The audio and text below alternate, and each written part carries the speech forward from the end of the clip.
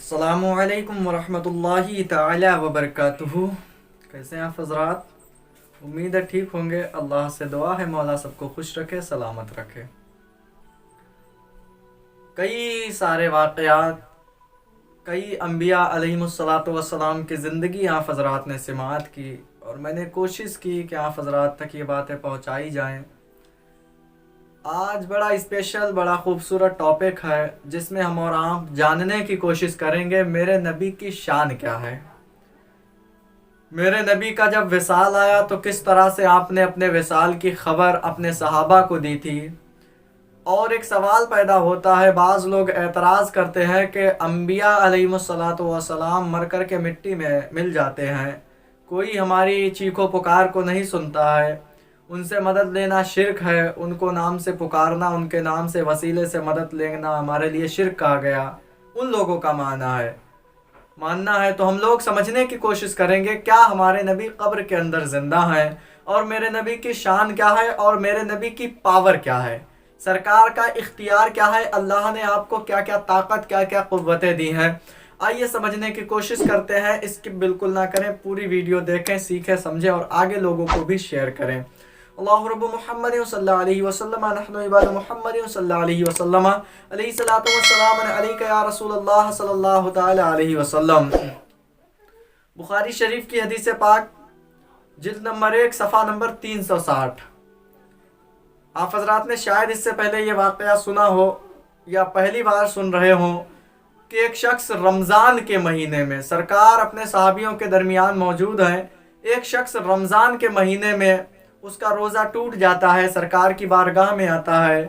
सहाबा से अगर कोई लग़ज़िश हो जाया करती थी तो वो सरकार की बारगाह में आते। सरकार की बारगाह में आया, आने के बाद बोलता है या हबीबी या रसूलल्लाह मुझसे बड़ा गुनाह हो गया। तो मेरे नबी फरमाते हैं बताओ क्या गुनाह हुआ है। या रसूलल्लाह बताते हुए कलेजा मुंह को आ रहा है। सरकार फरमाते हैं बताओ तो क्या गुनाह हुआ है।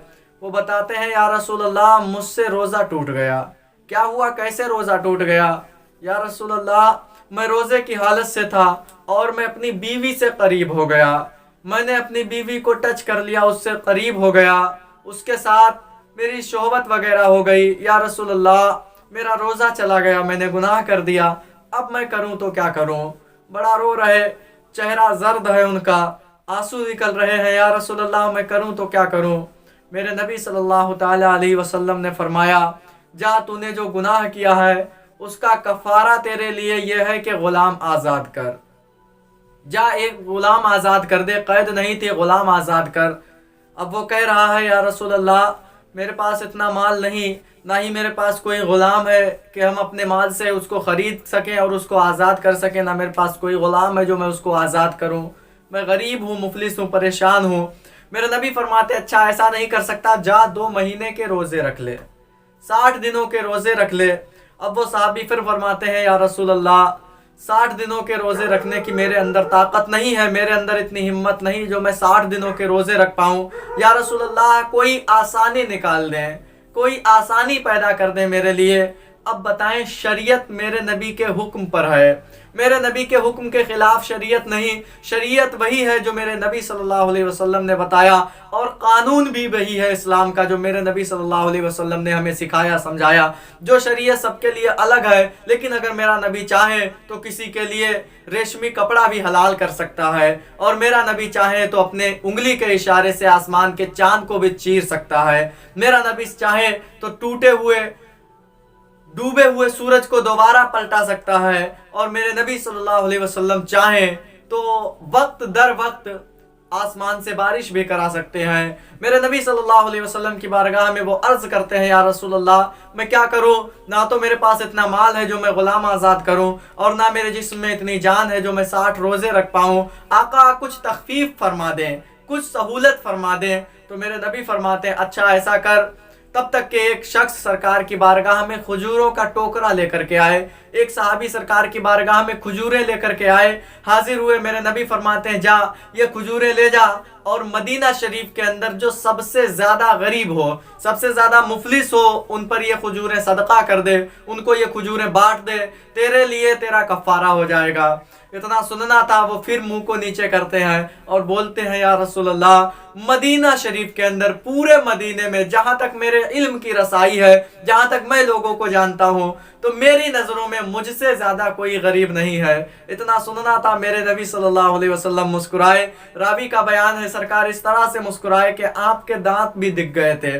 میرے نبی مسکراتے ہیں اور مسکرانے کے بعد کہتے ہیں کہ اچھا ایسا کر، یہ کھجوریں لے جا اور اپنے اہل و عیال کو ہی کھلا دے، اپنے بچے کو ہی کھلا دے، اپنے بچوں کو، اپنی نسل کو ہی کھلا دے، اور تیرا کفارہ ہو گیا۔ سبحان اللہ ثم سبحان اللہ، یہ میرے نبی کا پاور ہے، یہ میرے نبی کا اختیار ہے۔ زمین کو آسماں کر دیں، سریا کو سرا کر دیں، زمین کو آسماں کر دیں، سریا کو سرا کر دیں، نبی مختار کل ہیں، جس کو جو چاہیں عطا کر دیں، جہاں میں ان کی چلتی ہے وہ دم میں کیا سے کیا کر دیں، زمین کو آسماں کر دیں، سریا کو سرا کر دیں۔ یہ میرے نبی کی پاور ہے۔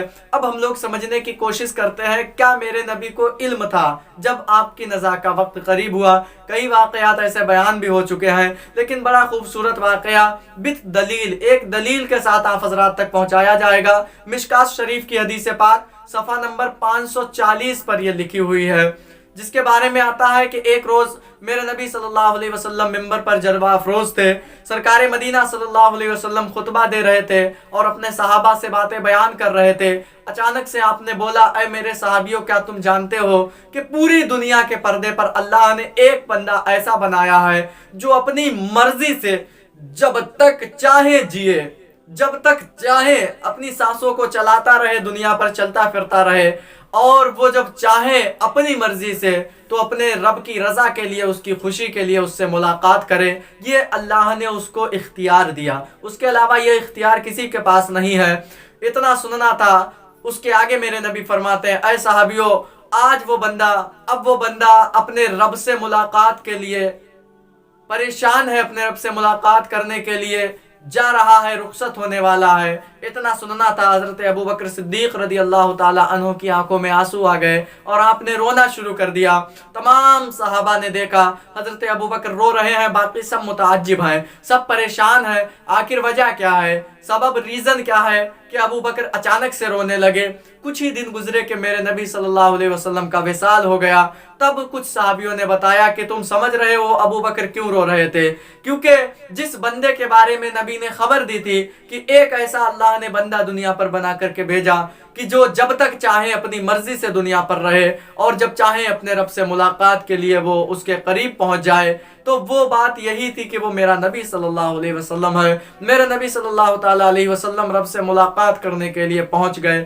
اب حضرت ابوبکر صدیق رضی اللہ تعالی عنہ کی بات سمجھ میں آ گئی۔ کیوں؟ کیونکہ حضرت صدیق اکبر میرے نبی صلی اللہ علیہ وسلم کے سچے پکے یار ہیں، یار غار مصطفیٰ بھی آپ کو کہا جاتا ہے۔ بڑی محبت تھی میرے نبی کو۔ اب ہم لوگ سمجھنے کی کوشش کرتے ہیں، کیا واقعی میں ہمارے نبی قبر کے اندر زندہ ہیں؟ تو ہم لوگ بڑے خوبصورت واقعے کے ساتھ اس کو سمجھیں گے۔ کتاب کا نام تذکرۃ الاولیاء، صفحہ نمبر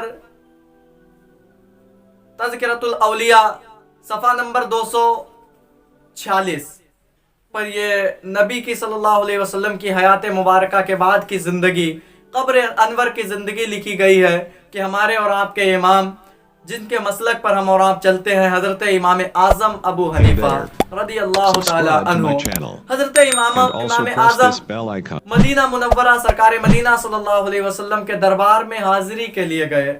آقا کے مزار انور کے پاس پہنچنے کے بعد عقیدت سے، محبت سے سرکار کو سلام پیش کرتے ہیں۔ کس انداز سے آپ نے سلام کیا؟ السلام علیکہ یا سید المرسلین، السلام علیکہ یا سید المرسلین۔ اتنا سننا تھا، حضرت امام اعظم ویٹ کر رہے تھے کہ میرے سوال کا جواب مل جائے، میرے سلام کا جواب ریٹن ہو جائے مجھے۔ اندر سے حجرہ انور سے آواز آتی ہے، وعلیک السلام، وعلیک السلام یا امام المسلمین، اے امام اعظم، مسلمانوں کے امام، تم پر بھی سلامتی ہو، سبحان اللہ۔ تو امام اعظم فرماتے ہیں کہ مجھے میرے سلام کا جواب ملا، اور سلام کا جواب یا کسی بات کا، سوال کا جواب وہی دے سکتا ہے جو واقعی میں زندہ ہے۔ جو مر چکا ہے وہ آپ کے سوال کا، آپ کی بات کا جواب نہیں دے سکتا۔ تو اس سے یہ بات ثابت ہوئی کہ ہمارے نبی اپنی قبر انور کے اندر زندہ ہیں، اور اگر ہم یہاں سے پکارتے ہیں تو ہمارے نبی وہاں پر سنتے ہیں۔